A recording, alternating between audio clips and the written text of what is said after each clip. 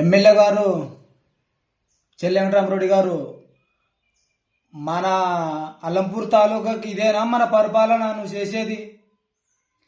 ఎవరినో పిచ్చోని తెచ్చిపెట్టి నువ్వు గెలిపించి ప్రజలకి నష్టం జరుగుతుంటే ఇవి ఆనో ఢిల్లీలో ఉంటే ఎట్లా సరిపోతుంది? ఆల్రెడీ ప్రజలు నిన్ను చూసి ఓట్లు వేసినారు కాబట్టి రేవంత్ రెడ్డితో కొట్లాడి మన అల్లంపూర్కి ఎన్ని నిధులు వస్తున్నావు అన్ని తీసుకురావాలి.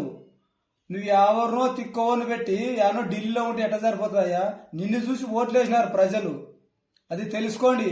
అదే నేనే కానీ ఎమ్మెల్యేని అయింటే అల్లంపూరుకి ప్రజలకి ఏమి తీసుకురావాలో అది ఖచ్చితంగా సీఎంతో కొట్లాడి ఆ నిధులేమో మన వాటేమో మనకి తెచ్చుకుంటుంటే తెలంగాణలో జిల్లాకి ఎంత వాటా వస్తుందో ఆ వాటా కంపల్సరీ అల్లంపూర్ తాలూకాకు తెచ్చే తీరుతుంటే సీఎంనే కాదు ప్రధానమంత్రి కూడా ఎదురిస్తుంటే నువ్వేమి ఎమ్మెల్యేవయ్యా?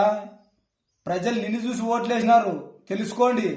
లేదంటే ఎమ్మెల్యేకి రాజీనామా చేసి మీ ఇంట్లో మీరు కూర్చోండి. పేద ప్రజల్ని మీరు నమ్ముకొని ఓట్లేసినారు, వాళ్ళని కత్తిపట్టియాకండి. నేను చెప్పబోయేది ఇదే చూడి, మన తెలంగాణలో మనకు వాటా ఎంత వస్తుందో అంత కొట్లాడి నిధులు తీసుకురండి, తీసుకొచ్చి ప్రజలకు పెట్టండి. నువ్వు ఎమ్మెల్యే ఇంకొక ఎమ్మెల్యే అదే సీఎం పైన అయితే మనకు నిధులు ఇయ్యాడా? అంటే మన వాట తింటలేడా? ఎట్లా ఏ రూపంగా మీరు ఫామ్ హౌస్లో సర్చుకుంటున్నారు? గట్టి నిలదీయాలి సీఎంనైనా సరే.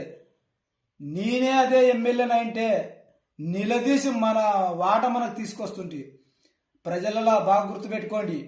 ఏ ఎమ్మెల్యేకైనా సపోర్ట్ ఇచ్చినామంటే మన నిధులు మనకు తీసుకొచ్చి ఇవ్వాలి. అటువంటి ఎమ్మెల్యేకే ఈ పెద్ద పోటీ చేద్దాం, గెలిపించుకుందాం. ఓం నమ శివాయ.